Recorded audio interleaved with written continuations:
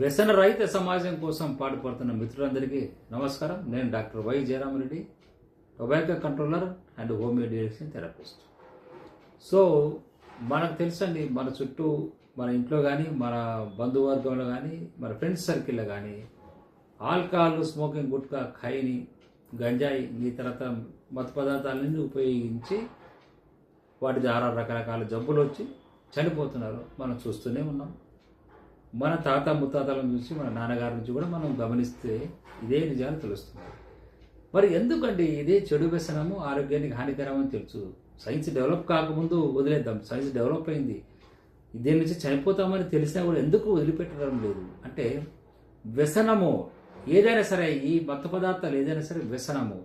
వ్యసనానికి మిత్రులారా ఒక 5 దశలు ఉంటాయి.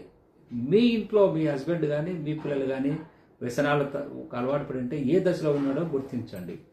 ఈ వ్యసనానికి 5 దశలు ఉంటాయి. సో ఈ వ్యసనాలలో ఫస్ట్ దశ వచ్చేసి డినైల్.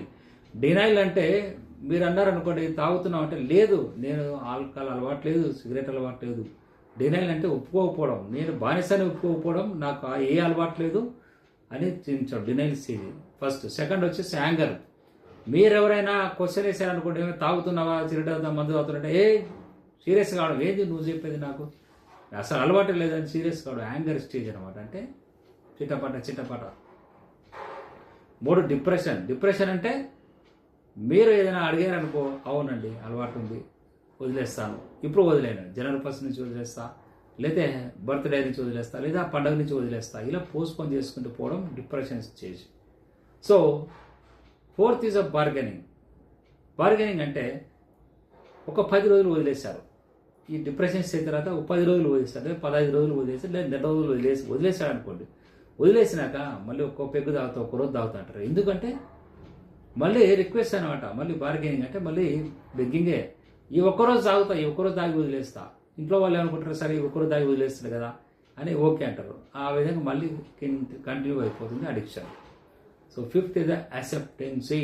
అంటే సెల్ఫ్ రియలైజ్ అయ్యి బయటకు వచ్చి, అరే నేను నా జీవితాన్ని కాపాడుకోవాలా, నా ప్రాణాలను కాపాడుకోవాలా, నా భార్య పిల్లలను మంచిగా చూసుకోవాలా అనుకున్నప్పుడు రియలైజ్ అయ్యే స్టేజ్, సెల్ఫ్ రియలైజ్ చేసేసి చివరి స్టేజ్కి వచ్చే వరకే అప్పటికే లివర్, గుండె, ఊపిరితిత్తులు అన్ని ఆర్గాన్స్ పోయింటాయి. ఆ స్టేజ్కి వచ్చినాక ట్రీట్మెంట్కి తీసుకొస్తారు ఫ్యామిలీ మెంబర్స్. అందుకోసమే ఈ స్టేజ్ రాకముందే వ్యసనాలు ఏ స్టేజ్లో ఉన్నా కూడా మీరు మానిపించాల్సిన బాధ్యత కుటుంబ సభ్యులది. కాబట్టి ఈ వీడియో ద్వారా మీరు గుర్తించాల్సింది ఏంటంటే, మీ వ్యక్తులు, మీ ఇంట్లో వాళ్ళు, అలవాటు పడిన వాళ్ళు ఏ దశలో ఉన్నా కూడా వ్యసనాల నుంచి బయటకు తీసుకురావడానికి హోమియో డిఎడిక్షన్ ట్రీట్మెంట్ అయితే బెస్ట్ ట్రీట్మెంట్. సో మా క్లినిక్ తీసుకురండి. Counselling and homeo de-addiction treatment ద్వారా వాళ్ళని బయటకు తీసుకురావచ్చు. ఈ ఛానల్, ఈ యూట్యూబ్ ఛానల్ మేము వ్యసనాల పట్ల అవగాహన కల్పించడానికి ఏర్పాటు చేసిన ఛానల్.